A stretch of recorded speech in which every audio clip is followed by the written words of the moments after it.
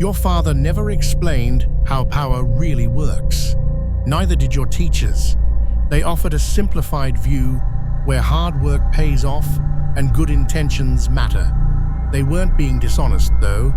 They only repeated what they learned, and that message aimed to keep you compliant, not aware. By the time you realize the game has unspoken rules, it's usually too late. This is about seeing things clearly, while most people remain blindfolded. There are 5 principles that influence how power shifts among people. If you don't learn them, you may spend your life wondering why your efforts don't lead to results, why your loyalty goes unrecognized, and why the wrong people keep succeeding. First principle: most people act on emotions disguised as logic. Watch someone make a decision, whether hiring, investing, or choosing whom to trust. They'll give reasons afterward. They'll offer a rational explanation that makes their choice seem obvious. But the decision itself happens in seconds, driven by emotions. Everything else is just a justification. They choose the candidate who boosts their confidence, not the one with the best qualifications. They invest in the idea that excites them, not the one backed by solid data. They trust the person who reflects their values, not the one who is truly dependable. Then they rationalize the choice their emotions made. This matters because if you want to influence anyone, whether you acknowledge it or not, you're wasting energy on logic. You should focus on managing feelings instead. The person who understands this doesn't need to be smarter. They just need to make others feel heard and secure. This method works every time, even against better ideas or stronger arguments. People don't buy what makes sense. They buy what feels right, and then convince themselves it made sense all along. Second principle: perception is the only currency that matters. You can be skilled in private and completely unnoticed in public, and you will lose to someone less capable who manages their image well. This feels unfair, but fairness is a child's idea. Real life relies on visibility and narrative. If no one knows what you've done, it's as if you achieved nothing. The person who documents their work ensures key people see it and presents their contributions in a way that resonates will succeed. Not because they did more, but because they made their actions clear to those who control resources and opportunities. Machiavelli understood this well. He knew a prince could be virtuous in private, but would face ruin in public if perception turned against him. He realized that visible cruelty, explained correctly, could inspire more loyalty than hidden kindness ever could. You may not like this reality, but you have to choose. Do you want to be right in obscurity or effective in reality? The world won't seek out your hidden worth. It will reward those who make themselves impossible to ignore. Third principle: loyalty is a transaction, not a virtue. You were taught that loyalty is a moral absolute. Stand by your people. Honor your commitments. Don't abandon those who helped you. That's admirable until your loyalty is not returned and you end up shouldering the cost alone. Loyalty works when it's mutual. Both sides need to be invested. Betrayal should have consequences. Without that balance, you're just giving more than you receive and calling it honor. Those who understand power know this instinctively. They are loyal to those who are loyal to them. They invest in relationships where effort goes both ways. They also cut their losses quickly when the exchange becomes one-sided. This doesn't make them cold. It makes them realistic about what relationships really are: ongoing exchanges of value.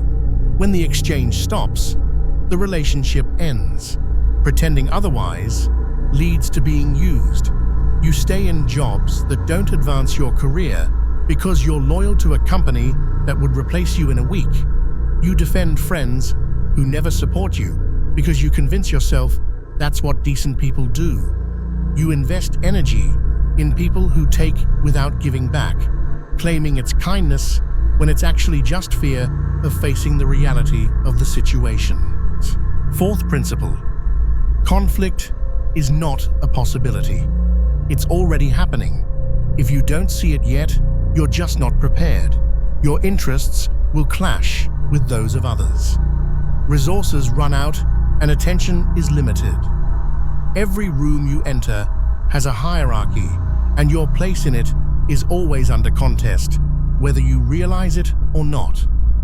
The person who believes harmony is the natural state, who thinks everyone wants what's best for the group, often suffers the most. This happens repeatedly. They keep walking into fights they didn't know were happening. Machiavelli is often seen as cruel, but he wasn't promoting cruelty. He advocated for being prepared. He observed well-meaning people get destroyed because they weren't ready for conflict. At the same time, he saw ruthless individuals survive because they understood one key point. If you're going to act, do it forcefully enough that you won't have to take action again.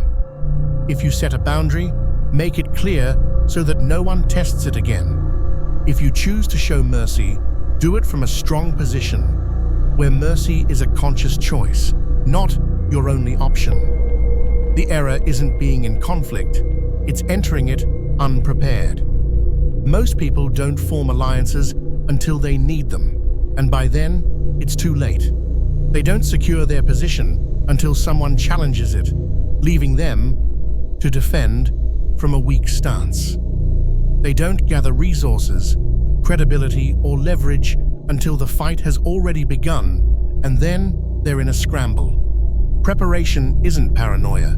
It doesn't mean you assume the worst about people. It's acknowledging that conflict is a structural issue, not a personal one. Someone will always desire what you have or want you gone to advance themselves. When that occurs, the only question that matters is, were you ready, or were you still acting as if conflict was uncommon? Fifth principle: strength comes first. Kindness is second. It should not be the other way around. This is the balance that many people get wrong because they believe two conflicting lies, and both can harm you. The first lie tells you to be nice, to accommodate others, and to prioritize relationships over results. So, you follow this advice, and people take advantage of you. They use your time, energy, and efforts without feeling guilty because you never made it clear that it has a cost. The second lie urges you to be ruthless, to crush anyone in your way, and to focus solely on winning.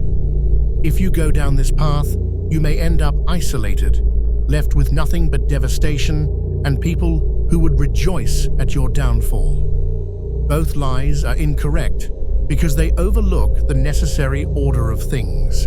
You must establish strength first. Show that you cannot be swayed. Make it clear that your boundaries are not optional. Crossing those boundaries has real consequences. You should communicate this not through threats, but through consistent behavior that defines the lines. Once this is established, once people understand where you stand, you can afford to be kind, generous, and flexible. Now those acts come from a place of security, not from fear of survival. Kindness shown from a weak position gets taken advantage of. People will continue to take because they realize you won't stop them. There is no respect in that. It is simply an opportunity for them. Kindness offered from a strong position is appreciated. People see it for what it is: restraint. It shows the ability to cause harm, but choosing not to. That kind of strength earns respect in a way that niceness never will. Cruelty shown from strength is irrelevant. When you are secure, when your position is firm, you don't need to inflict pain to prove yourself. However, cruelty shown from weakness is common. Think of the manager who micromanages out of fear of appearing incompetent. Consider the boss who embarrasses employees in meetings to feel powerful. Look at the friend who puts others down out of fear of being left behind. That's not real power. It's panic disguised as authority. True strength does not require cruelty, but it always has the potential for it. This isn't about being manipulative. It's about seeing what's really there instead of what you were told should be there. Most people navigate the world based on emotion and self-interest, not reason. Once you accept this, you stop being surprised when the better argument loses or when the logical choice gets overlooked. When facts fail to change minds, you stop wasting energy trying to win on merit alone. Instead, you start to realize that perception is the real battlefield. How people see you determines what opportunities you have. It doesn't depend on how good you are in private or your hidden skills. It's all about what they believe about you. If you're not controlling that perception, someone else will. Loyalty seems noble until you find yourself the only one sacrificing for it. It works when both sides have something to lose, when walking away costs both of you. In all other situations, it's just you giving to people who would forget your name the moment you're no longer useful. Those who understand this don't waste loyalty on those who won't return it. They invest where both sides benefit, and they cut their losses when the exchange ends. That's not cold, it's honest. Conflict will arise whether you prepare for it or not. Your needs will clash with someone else's. Resources will become limited. Your position will be challenged. If you assume everyone is acting in good faith with shared goals, you will get caught off guard. Not just once, but repeatedly. Preparation isn't pessimism, it's recognizing how things operate and refusing to be unprepared when the conflict begins. Both strength and kindness are important, but only if you use them in the right order. Strength comes first. Set boundaries first. Enforce consequences first. Then, from that stance, you can afford to show kindness. Your father may not have taught you this because he didn't learn it himself.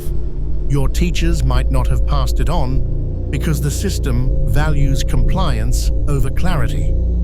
But you're not a child anymore. You can continue to follow the rules you were given, even if they don't align with reality.